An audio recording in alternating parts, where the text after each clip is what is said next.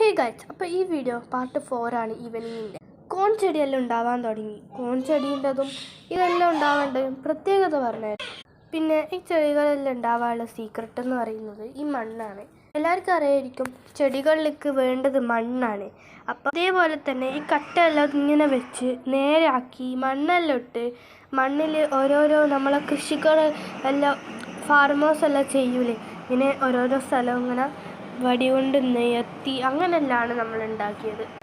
ഇവിടെ നല്ലോണം ചൂടും അതേപോലെ വിൻ്റർ സമയത്ത് ഉണ്ടാകുന്നു, സമ്മർ സമയത്ത് ഉണ്ടാകുന്നതും ഉണ്ടാവാം. പക്ഷേ നമ്മൾ ഇതിൽ ശ്രദ്ധിക്കേണ്ട കാര്യം എന്ന് പറയുന്നത് വെള്ളം വലിയ പ്രശ്നമില്ല. വെള്ളത്തിൻ്റെ കാര്യം നമുക്ക് ഒരു ദിവസം വിട്ടിട്ട് ഒഴിച്ചു കൊടുത്താൽ മതി എല്ലപ്പോഴും. പിന്നെ ഇതിനെല്ലാം വേണ്ടത് മണ്ണാണ്, എല്ലാവർക്കും അറിയാമല്ലോ. നമ്മൾ ഈ പാർട്ട് 5 അതിനെക്കുറിച്ച് എല്ലാ ഡീറ്റെയിൽസും ഞാൻ ഒരു വീഡിയോയിലാക്കി ഇടും കേട്ടോ. എല്ലാവരും പോയിട്ട് കണ്ടോളൂ.